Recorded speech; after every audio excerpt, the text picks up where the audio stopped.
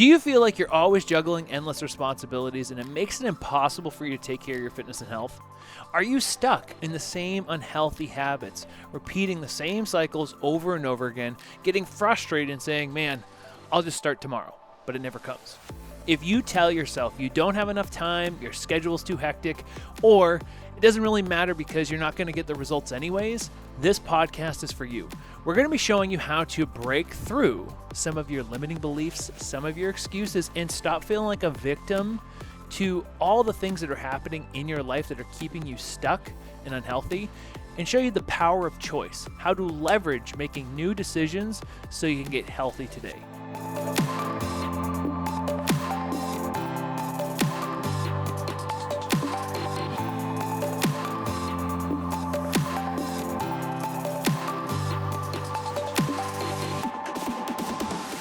My name's Brian Pickowitz. And I'm Lindsay Pickowitz, and we are the head coaches at The Fitness Project, where we build fit and healthy leaders.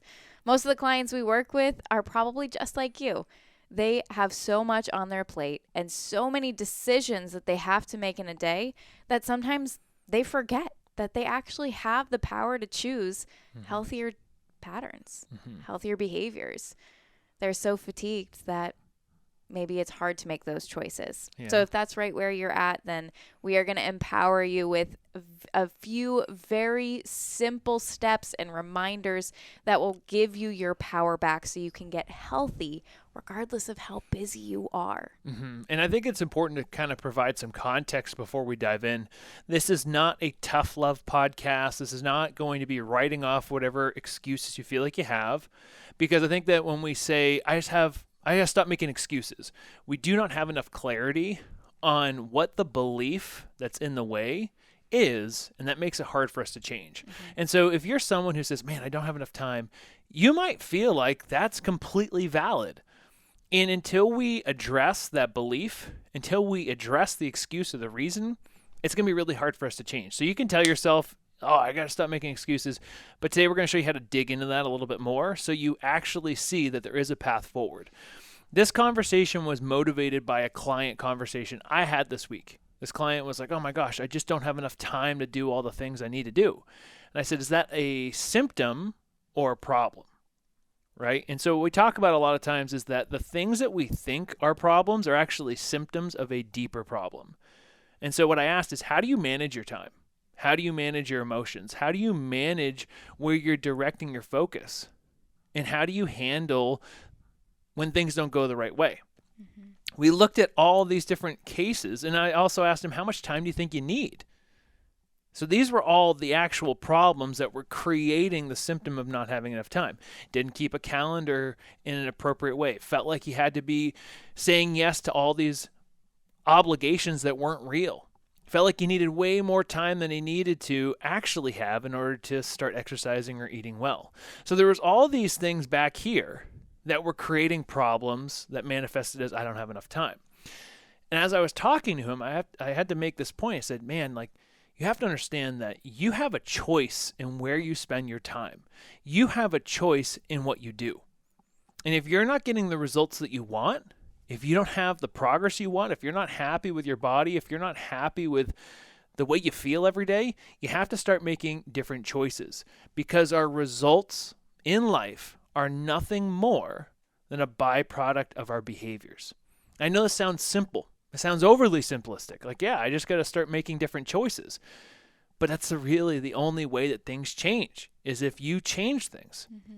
So when we look at our results, if we audit where we are and we audit where we want to be, we can say, what are the changes in my behavior that I have to start making?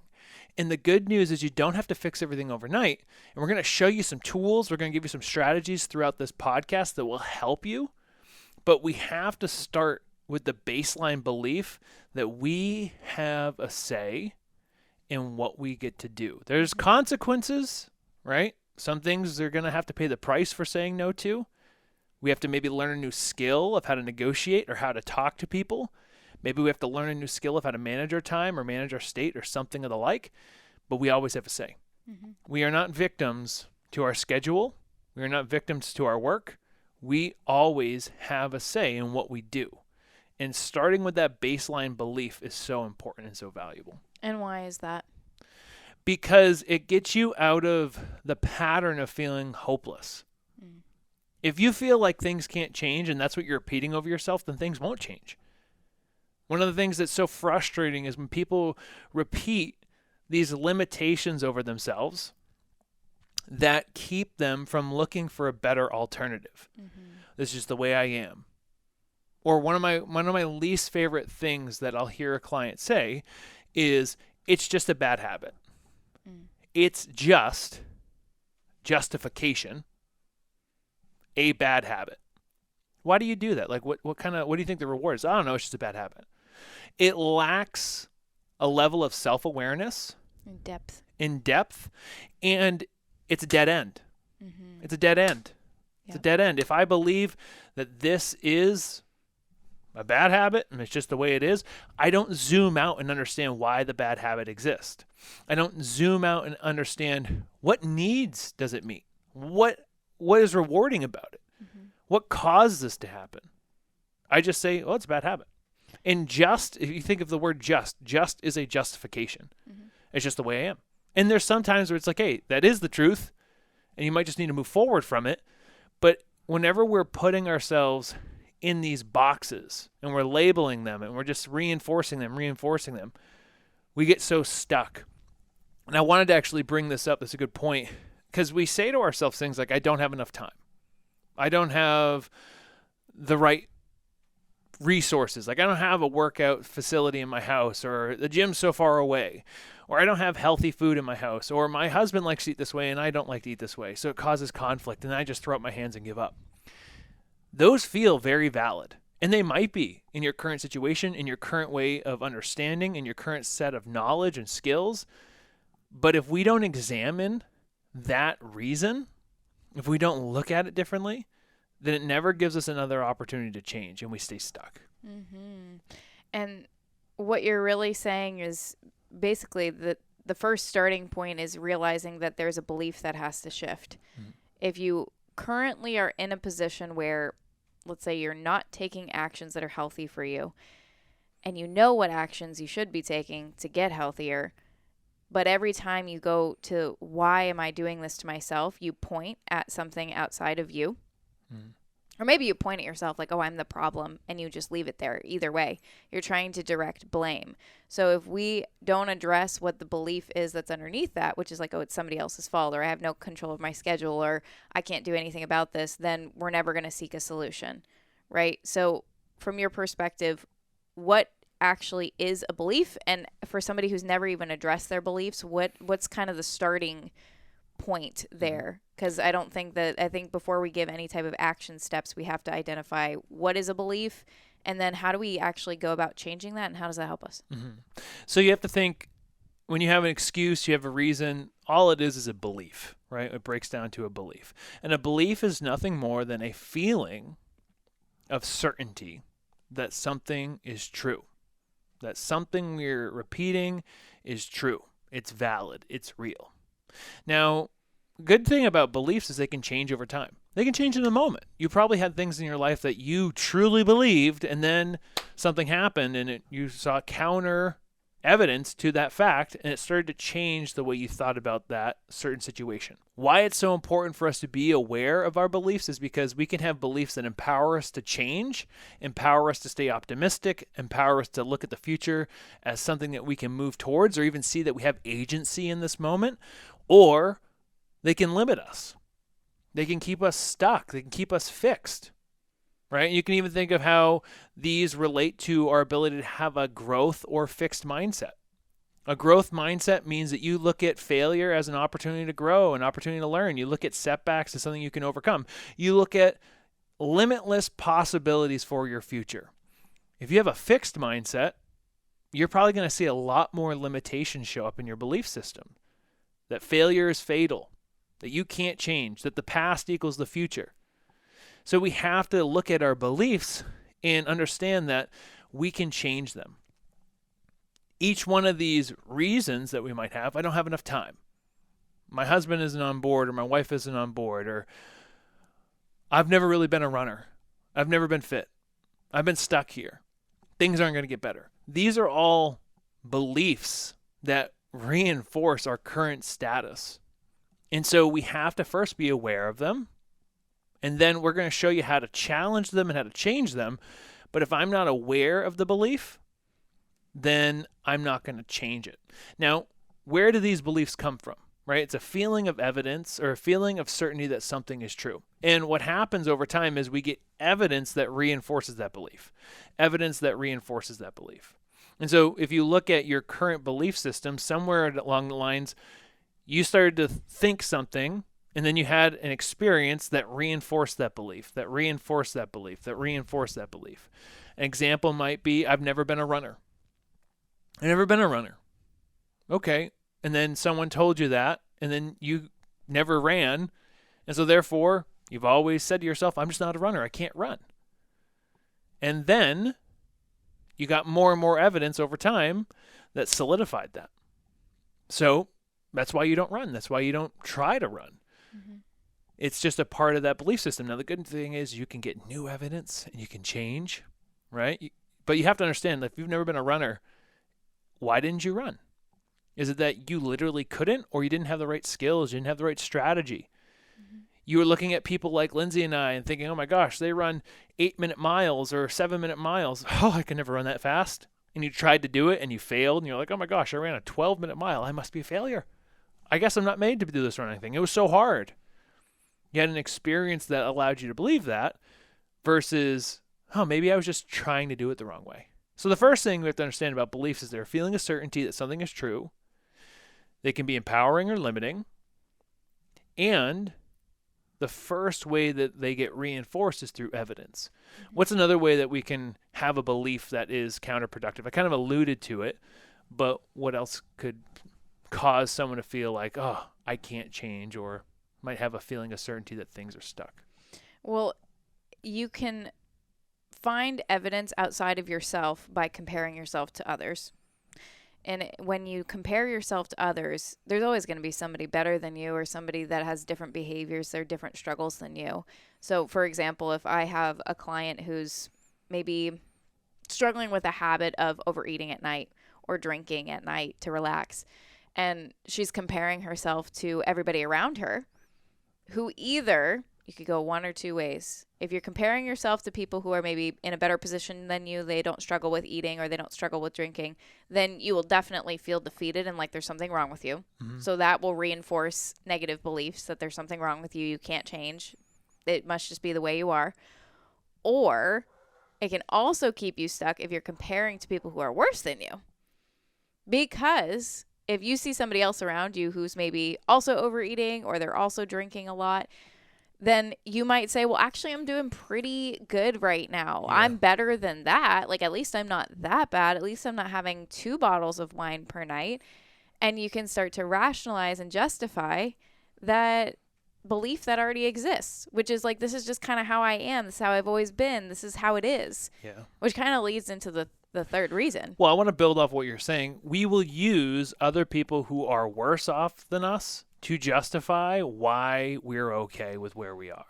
We know that we don't want to be here anymore. We know that it's unhealthy, but look at all these people who are really unhealthy. I had a client one time who told me one of her biggest challenges with her health was quitting smoking. And it was such an ingrained habit. She was almost, I think, 240 pounds too, because she was overeating and she was very, very unhealthy. And she's like, well, I'm healthy compared to my mom who passed away when she was 50.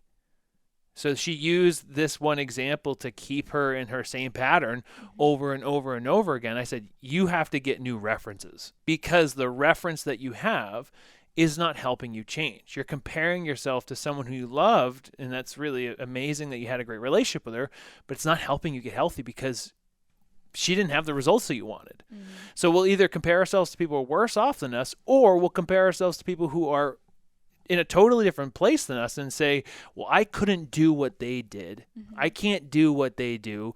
They have it easy, right? We start building this whole story about people who are in a different spot and say, well, I can't run at their pace, so I'm not going to run at all. Or they have the resources to hire a chef. It's really easy for them to cook healthy food. I'm not going to do that because I don't have that. right? We compare ourselves to these two extreme models versus accepting ourselves here and saying, there's something more that I want. And here's what I need to do. We have to take agency for ourselves. And that kind of goes to that third way, which is one of the reasons why we get stuck is we deceive ourselves. Yeah, we don't want to look at the facts. We don't want to look at reality. And we don't even realize that we're not looking at facts. I'm going to go back to the same example of somebody who's over drinking or overeating at night. We'll stick with drinking because that's a little bit more quantitative. But if you tend to promise yourself that you're not going to have wine to relax tonight, and then you go through the course of the day, it's a really stressful day, and then you crack open the bottle and you're like, well, I'll just have one. But then one turns into two, which turns into three, which turns into a whole bottle, which then turns into opening another bottle. And then you wake up the next day and you go, oh man, I just lost control last night. But you don't actually face the facts of what you did, then there's not really room to improve. Your classification of improvement becomes I do it or I don't do it, as opposed to making room for progress. So again, if we're talking about what gets you stuck, why do you stay stuck in the same patterns? It's probably partially because you're not actually facing facts.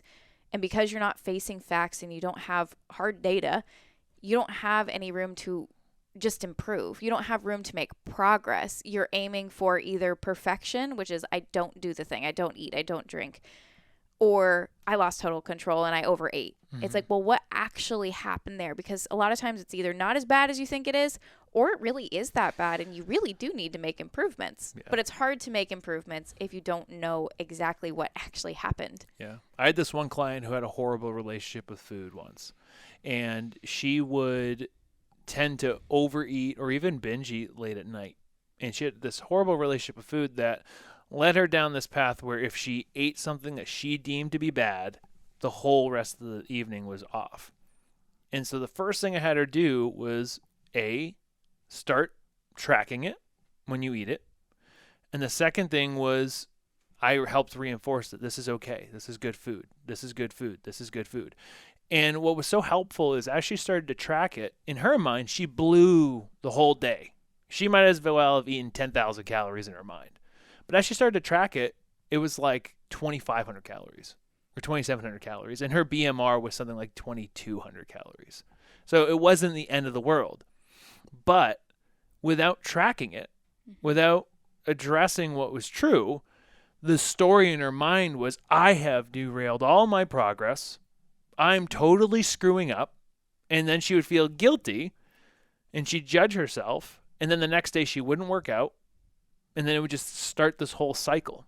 So by saying, hey, look at what you're doing, look at it from a factual standpoint, and then let's reinforce a new belief, which is, hey, this is good food. It's okay. Let's keep moving forward. She was able to start really shifting a lot of her beliefs around it. Yeah. And that led to a whole change where she was finally healthy. So again, if you don't confront the facts, nothing's going to change. And then the last reason why people get stuck or they feel like maybe their excuses are valid is because they lack clarity. Do you want to talk about lacking clarity and what that actually means? Well, if you don't know where you're going, it's going to be very hard to commit to making changes to get there. I think I described it to a client the other day as if you try to build a map to an unknown destination and you actually look at all the different roads that you could possibly take, you're going to get overwhelmed. And maybe you pick a road to start the journey on, but you don't really know where you're going. And so even if you start down that path, it's very easy to say, well, was this the right way? Is this actually taking me anywhere? Am I going anywhere? Is this working? You just are unclear. So if you are trying to make a change to a bad habit or an unhealthy habit without absolute certainty of where you're going and why it's important to you, then you might as well stay exactly where you are, because you're going to end up burning yourself out trying to make changes and then starting to build beliefs that you can't change. When in reality, the actual problem was you never determined a destination, or the destination was maybe so shallow that it didn't have any meaning to you and you didn't really want to go there, or you didn't know why you wanted to go there. So it wasn't going to pull you forward with enough power to change your behavior and your decisions. A shallow goal is a weak goal. If you just want to lose 10 pounds because you weighed 10 pounds 10 years ago, is that going to hold up in court? Is that going to hold up when you're under so much stress and tension that all you want is to have a glass of wine, or all you want is to have a bowl of ice cream? Probably not. It has to be bigger and more meaningful than that. So make sure that your goals are really clear and they also have a pull to them. They also have some emotional ties. Another challenge with not having clarity around your goals is you will end up saying yes to things that feel important in the moment that aren't aligned with where you want to be. If you don't know what your results are, if you don't know where you're going, you will get bogged down with the mundane. Steve Jobs has an amazing quote about focus. Focus is not saying yes. Focus is knowing what to say no to. So if you need to be more focused in this season of life, you need to know what your result is, what your goal is, and then anything that doesn't fit in that target range, you might have to say no to right now. Now, it's important to have 3 to 4 results, like maybe it's, hey, my health, my business and finances, my family. And if those things are solid, maybe you add in a little bit more of your community or a little bit more travel and adventure. But your core results, those 3 areas of health, finances, and family, those need to be the focus. And if you're not executing there, or if your health is not where it needs to be, you got to say no to some things. And the thing about saying no is it's just saying no right now. It's just saying no right now. You're practicing in this moment, setting boundaries or communicating what your focus is. But if you don't have a result, you will end up saying yes to things that don't matter, that don't move the ball forward, and you will feel frustrated because you're not getting the results that you actually want. And then you'll find yourself overwhelmed and frustrated because you're like, oh my gosh, my time's going everywhere. It's like, yes, what do you want your time to go to? You have control. You always have a say. So I just thought that was important. We think about why it's so important to have clarity on what we want. If we don't have clarity on what we want, we will say yes to things that do not matter. Yeah, and we'll get in the position where we forget that we actually have a choice of what we do. We have a choice with where we put our time. We have a choice of what actions we take at any given point in time or in any given social situation. You always have a choice. You always have a choice. That said, if this is really resonating with you and you're like getting it, okay, I do have the power to choose. How do you put this into practice? Well, the first thing is you've got to face the facts. If the fact of the matter is you are 80 pounds overweight, your cholesterol is through the roof, and you are stressed to the max 24/7, well, all right, let's put that on the table. We don't need to beat ourselves up for it. We don't need to judge ourselves, but we have to face the facts. And then we need to determine what those facts mean to us. So once we see those facts in front of us and we have, as we would call it maybe in the business world, looking at our numbers and determining the story that those numbers tell us, then we get to decide, well, what am I going to do with this? So then we go into step 2, which is you have to clarify your result. What is it that you do want? In this area where maybe you keep giving up your time or you keep giving up your power or your control or whatever, what is it that you want? And for the client of mine who was really working on her eating and drinking habits, what she wanted was to feel in control, to feel like she was consciously choosing to take care of her body rather than mindlessly eating and mindlessly drinking. And she wanted to also lose weight. Fabulous. Okay, now that we know what we want, then it's really important to start getting curious, which might sound like out of left field. What do you guys mean by get curious? We build beliefs based on questions we don't realize we are asking ourselves. They're called unconscious questions. Why can't I change? Why can't I do this? Why is this so hard for me? Well, the answers to those questions are probably going to keep you stuck because many of them will have answers like, I don't know, or this is just how I am. And both are dead ends. So we have to upgrade the questions that we're asking ourselves if we want to break sticky patterns, things that don't serve us anymore. We start asking questions like, well, is it really true that I don't have time? Is it really true that this is just how I am? What if I actually did say no to that? What if I actually had 3 drinks instead of 10? Would the people around me actually think that I'm lame? If they did, how would I feel about that? Would I be proud of myself? You start asking yourself better questions, and you can see how that thought train starts to lead to somewhere more productive than just defaulting to, whatever, I don't care. Oh, well, I'll figure it out another time. It's like 2 totally different roads are where those questions lead. Mm-hmm. Would you add anything to that? No, I think that the curiosity muscle is something that we must flex in order for us to change our behavior, because you're going to find yourself in states where you're stuck or where you feel like there's not enough time, and that's where a really great question comes in. You ask yourself better questions, you're going to get better behaviors, you're going to get better results. In those moments where I don't feel like I have time, the question I want to ask myself is, what can I do with the time that I have? Or when I feel myself starting to overeat, I can start asking myself those curiosity-based questions about, why am I doing this? What's the reason why I'm doing it? A client the other day said, I was starving. And so the only option I had at 1 in the morning when I was driving home from my business opportunity, we'll call it, was he has a band, right? So he does weddings, right? So he's like, the only thing I had was McDonald's. So I had to stop and get McDonald's. I'm like, well, that would have been a really great opportunity to ask, like, am I actually starving? Am I actually starving? The answer is no, by the way. The answer is always no. We're never starving unless we are actually starving. We have to start to see, like, the words that I use, the emotion that I say it, makes me feel even more intense hunger. He was hungry.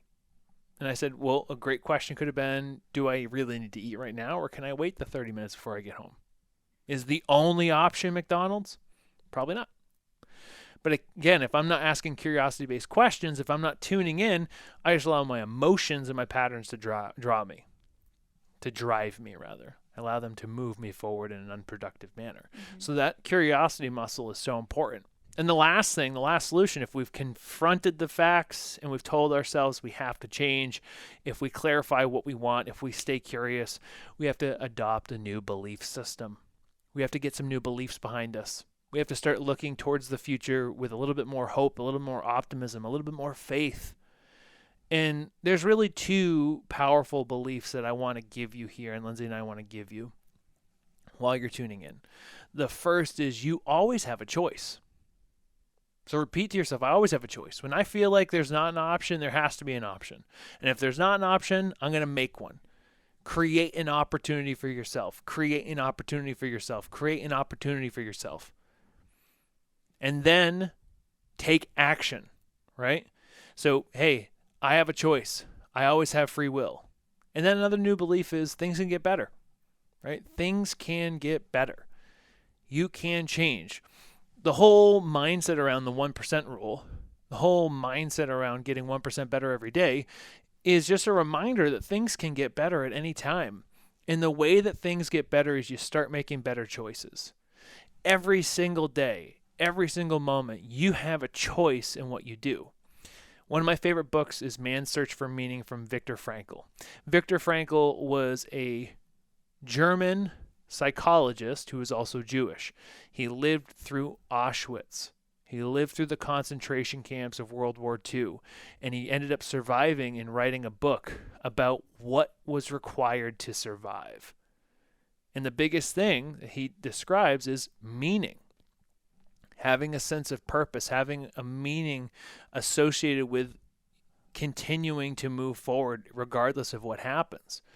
And his quote is, you can't always control what happens to you. Between stimulus and response, there is a space. And in that space lies our ability to choose.